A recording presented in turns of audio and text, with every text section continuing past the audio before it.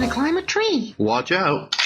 Ah! Hi there. Welcome to another episode of the Board Game Business Podcast. I'm your host, Richard New, and I'm here as always with Jeremy Commander and Brian Hing.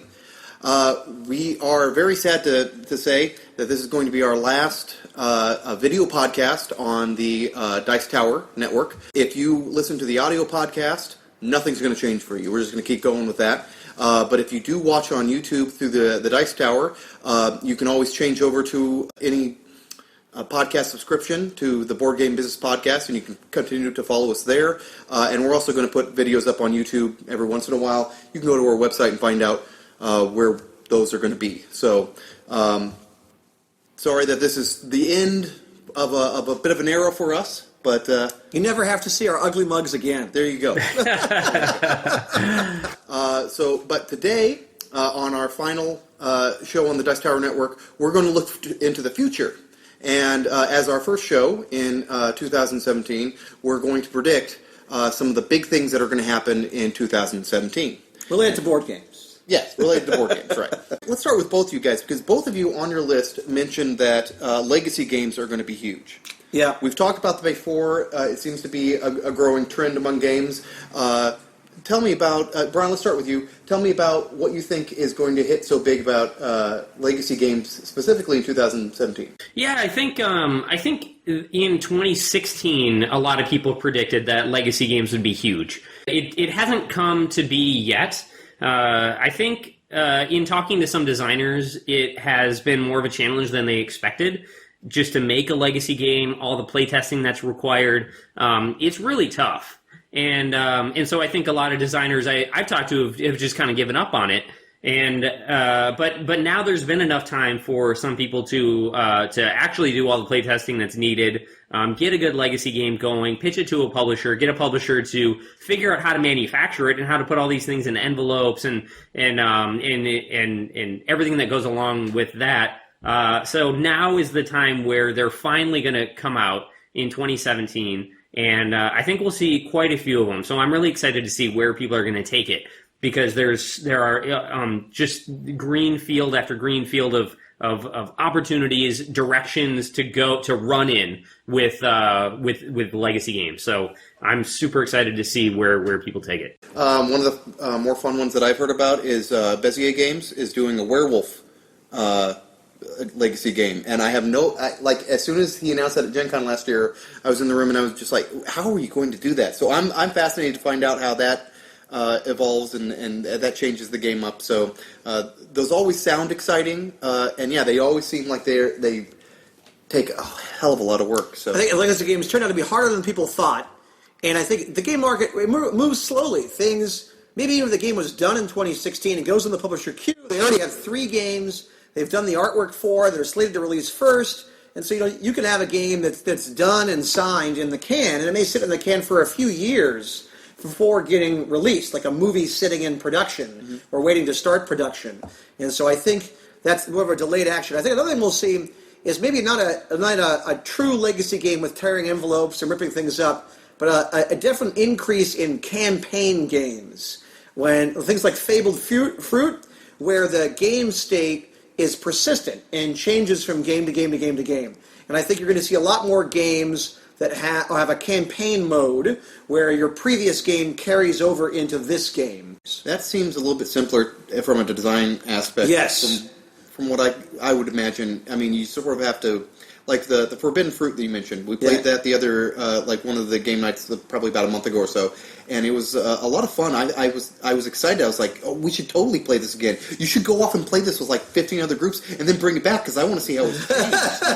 It's a family legacy game. Exactly. And I think that's the first really family legacy game to hit the market. And that's why people are like, wow, this is like a legacy game, but it's really easy, and I can play with my parents or my next-door neighbor or my coworkers. And it's easy to reset, too. It is. If you wanted to, if it's gotten to a point where I don't like where it's gone. And campaign games have that advantage over a legacy game, is that they're non-destructive. Right. And then when I finish the campaign, I could start over again with a new group of people, or I could sell that game or trade that game, and it's not worthless, because you put all these all go back in box 1 or slot 1, and these all go back in box 2 or slot 2, and you can reset a campaign game in a way you can't reset a legacy game. Right. I've heard people buy 2 copies of a legacy game, one not to play and one to not touch. Jeremy, I'm going to pick the next topic for you.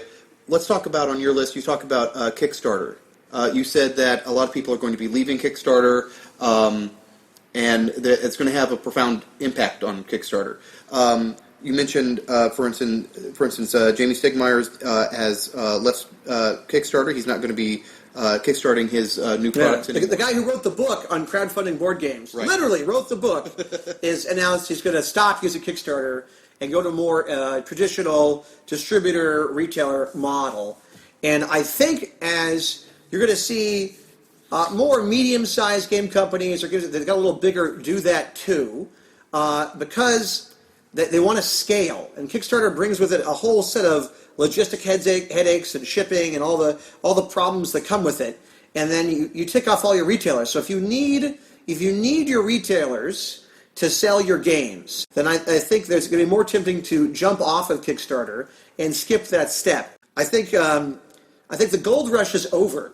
So Kickstarter was a big gold rush, and now that you're seeing that gold rush draw to an end. This will dovetail into another one of Brian's predictions about consolidation that we'll get to in a minute. But I think you're seeing that going to come to an end. Like, I met guys at Gen Con this year, and they had successfully kickstarted 2 games. And their second game, they were at Gen Con because they didn't want to print it themselves because they realized how much work it is on Kickstarter. And they were like, dude, we want to be designers. We want to get out of the publishing business. We're out. And I think you're going to see more people realizing that and doing that in 2017. I can see that. I think I have to disagree with you a little bit there, Jeremy. I do think that we'll see a couple like bigger name publishers possibly leave Kickstarter, but I don't think it's going to be a mass exit by any means. Well, let me say that there will probably be more games kickstarted in 2017 than in 2016. More board games. The volume will go up, but the quality is going to go down because I think the quality guys are going to leave because they don't need Kickstarter anymore, and the amount of junk and noise in Kickstarter is going to go up. Well, I sort of always imagined that was what Kickstarter was all about. I mean, it was your training wheels to get to the point where you were, you didn't need it anymore. I don't think that's going to happen. I don't think the quality is going to go down. I think the bar keeps getting raised on Kickstarter, no matter who's in it. So I guess my prediction is that Kickstarter, no bubble is bursting. There's still going to be more Kickstarter games funded on Kickstarter. There's going to be, we're going to have a new record for the most funded board game on Kickstarter. Everything is going to keep kind of going up. That bubble isn't bursting. I also think that for those who do leave Kickstarter, the quality of their games is going to go down, because they don't have the opportunity to see how many people get behind the game and improve it through stretch goals. They have to worry much more about just making a game that is going to have a low enough unit cost for them to make a profit when they don't have a way to gauge demand with Kickstarter. Because now they just have to say, like, well, I think I'm gonna print 3,000 copies and hope that they sell. But you don't know that. On Kickstarter, and because there's more games funded on Kickstarter, in order to set yourself apart, you have to do more preparation. You have to have more of the art done beforehand, better art, better videos, better components, better upgrades, that kind of thing. It's all going to go up. I think I see more and more in 2016. I got a lot of games that funded well on Kickstarter. They were well prepared. They had great marketing. They had great art. And they had a mediocre or terrible game. And it made me think of, like, big budget movies. So they have a great TV ad campaign, and they're marketed very well. But you go see the movie, and the movie's just kind of like, that was an okay movie. And I think that's compared to the games I got a few years ago in Kickstarter. Maybe didn't have great art or great marketing, but it was a really good game. And I think I feel like I'm getting dilution of quality games off Kickstarter. They know how to play the Kickstarter game better. So, Brian, I'm going to go right back to you then. Now that we're talking about Kickstarter sort of being overloaded, you're saying one of your points is that the community as a whole is going to see some consolidations in the. You were saying the publishers merging and consolidating that way. Yeah, I think we're going to keep seeing more mergers and acquisitions with publishers.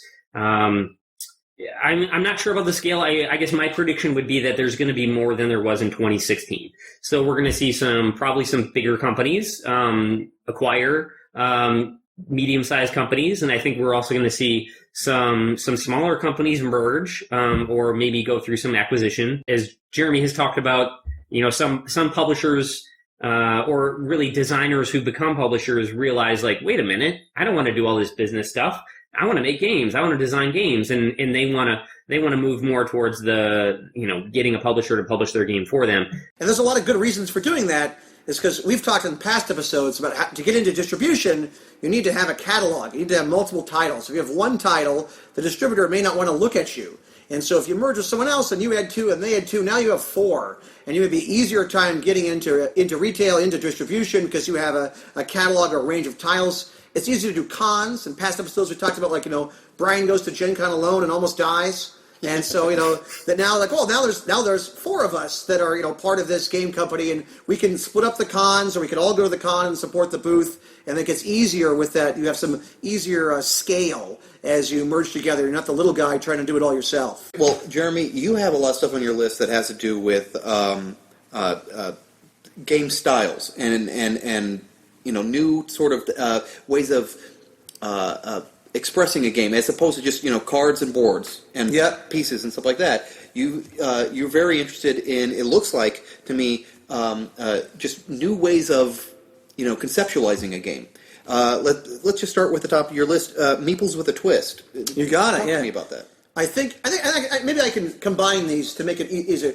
Sure. Meeples with a twist. More three-dimensional games and display games. So these are like 3 predictions that are all related. So Meeples with a twist, I think we saw the item Meeples on the Game Lim campaign, which was a huge campaign on Kickstarter, and I've seen more and more campaigns with Meeples with stickers, and you customize them and they look different, and the Meeples, they do something more than just a regular old wood Meeple.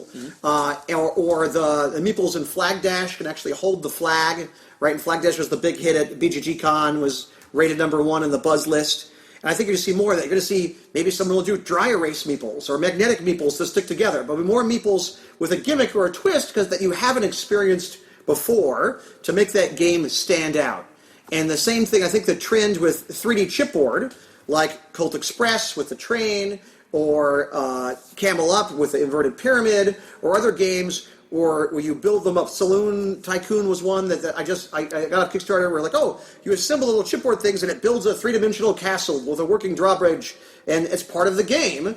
More of that, the mousetrap style game, and that gimmick. People walk by and they see that game, they go, "What's that? I want to see that." I think you're going to see more of that to help differentiate your game as the marketplace gets more and more crowded with more and more games. That gimmick that makes your game stand out. And then if you have a good game to go with it, is going to be more important. And you were saying about that, the things that you can build out of it, that would also lead into the next one, which was sort of the display games. The display games. So behind Brian, we have his game shelf with a bunch of games. And I can't think of how many board game podcasts I look at least where they have a video form. There's always a board game shelf behind that guy. Or you go to someone's house for a game night, and you see all their big wall of games. So if you have a game, I'm going to use like the Mousetrap example. Like, Mousetrap's not a good game, but just because people are familiar with that. Or Fireball Island or Zolkin. Imagine for Zolkin with the gears. Zolkin's cool with a wicker placement. Imagine that Zolkin came with a little stand in the box or an expansion that made one of the gear boards stand up vertically. And so you leave it out of the box on your shelf, and people see the cool looking gear on there, and they can go touch it, and it's something that you display. Or imagine I build that 3D chipboard castle, and the castle's part of the game, and we have Meeples going up it, or like a Burgle Brothers has the 3-dimensional building you're burgling. Imagine you leave that assembled when you put the game on your shelf. So now when I come look at your shelf, you're like, oh, this is cool, what's this game? I can see that object sitting out there on that shelf. And I think it has an advantage for your game because I want to build the thing. That game is more likely to get opened, more likely to get to the table, and when it's on the table, people are more likely to see it and go, what's that? Or when they're looking at your game shelf, it's going to stand out more. And you go, oh, what's that? Or maybe a game store, they assemble one, like, oh, we got this new game in, this is what it looks like. People are like, oh, that's cool, I want to buy that. So I think that a game meant to be displayed out of the box is going to be more of a trend in 2017. I think that's a really cool idea. It makes me want to do that for one of our future games. I think it's a fantastic idea. And more unique components, completely new mechanisms that no one has ever seen before. So there's going to be more of that. You're going to continue to need to have something that's going to stand out among the competition. So it's going to be lots of new components that you never even thought of, dreamt of, and mechanics as well. Well, let's stick with you then. Let's talk about more storytelling games. You predicted there's going to be more storytelling games, if I can speak correctly. Shared experiences, you also called them. Storytelling games aren't new. Dungeons and Dragons has been doing it for a very, very long time, but it was such a niche market. Now that board games have become more kind of traditional board games with a lot of rules where you follow the rules, you take your turn, that's becoming more popular. And so now there's an opportunity for those people who want more of a shared experience with the people they're playing with, to go more towards something like Dungeons and Dragons, or where you sit down and you make something together. Pandemic Legacy, or even Risk Legacy, Seafall. These legacy games are kind of that shared experience. The game that you play with your friends, these 10 games, 15 games, whatever it is unique. No one else in the world has ever played a game that is just like your game. Our friends, Kate and Hakan, who made the Dialect game, they were ahead of the curve with that. And it was funny, at Protospiel San Jose last year, I sat down with them and we had that discussion about, I said, I think you're ahead of the curve. I think this is where games are going to go. But I wondered if they were too early. I kind of thought they were a little too early, that people weren't quite ready for it yet. And wow, were they ready for it. Their campaign was over 400,000. So for those who aren't familiar with it, in that game, you sit down together with some friends and you create a language together. And it's a language that, nobody else knows what you're talking about. You're creating words, they might be words that you use now, but they have a different meaning in this game. And so together you do that. And that's something nobody's seen before. And it's something you just kind of build together. It's not like me versus you, or even a cooperative game. There's no really like a winner or a loser. It's just, something you sit down together and do. Jeremy, going to you, you've also put on your list, you think that there's going to be more games with Deluxe Editions, it looks like. Additions to it, upgraded components. Is that what you're trying to think? No, I see this trend beginning now. And so another experience game, a shared experience, is Vast. Vast, funded on Kickstarter. And it's a very interesting game. It's totally asymmetric. Some people say, well, it's not really a game. It's more of like a shared experience, like a story you tell, because it kind of plays out a certain way. And I enjoyed it. It is a very interesting experience. And so they're funding a reprint on Kickstarter and adding miniatures to it. And I see other games, like Agricola has a reprint in the works with miniatures. Like, oh, it's Agricola, but now with minis. And minis are a good excuse to charge more. Mm-hmm. And so I see more games kind of cashing in by reprinting the game or doing a deluxe version. Like, well, we're going to add minis. And I think that's going to be a continued trend in 2017. You say there's going to be a new way to buy and sell used games that's going to be very popular. It sounds like a trade type of system. Like, what do you foresee going on there? I have no idea. No idea what it's going to be. Sales keep going up for tabletop games. You see shelfies on Instagram and in Twitter, and they have too many. They need to get rid of them. They need to sell them. They are okay buying used games, and the best way to do it now is like Board Game Geek or doing a math trade at a convention, but I think there needs to be an easier way to do it. Shipping is really the tough part, where if you buy something online, you can buy a used game, but if it's going to cost $20 to ship it to somebody, then it's not a big savings. And there's a solution out there for this, and I'm not sure what it is. Maybe it's involving friendly local game stores as like depots. I feel like it's like the torrent system or streaming. But for board games, where we need to find a way to get these games to people. The logistics are tough. Someone's going to figure it out, and it's going to be a big hit. Your last thing that you talked about is you think that local game stores, it looks like you're talking about the population of local game stores is going to stay constant. But yep. Okay, so I know that game stores right now are having a hard time because you can buy things online. And so why do you think that we're going to see in 2017 game stores sort of holding their own?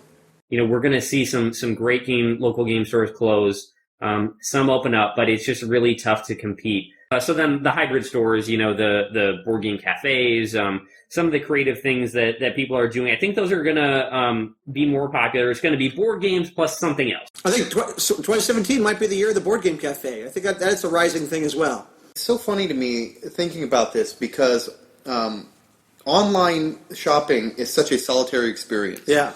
And playing games is such a community experience. Yeah. It just feels like wrong to buy your game online and then be like, okay, now let's get a group of friends together. It's like the game stores are like the perfect place to, It is. Yeah, gather the group and I mean, every gamer knows you want those in your community. We're on to your last...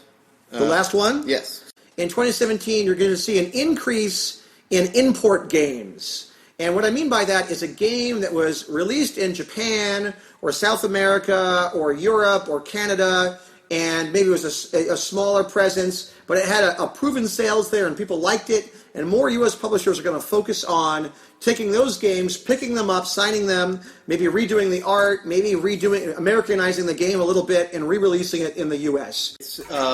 We brought up movies a couple times, but there's very similar situations happening in movies all the time too. Like they make a great Korean movie and it's very popular. It's like, oh, we'll make the American version and we'll cast Americans in it because that'll make people feel better, I guess.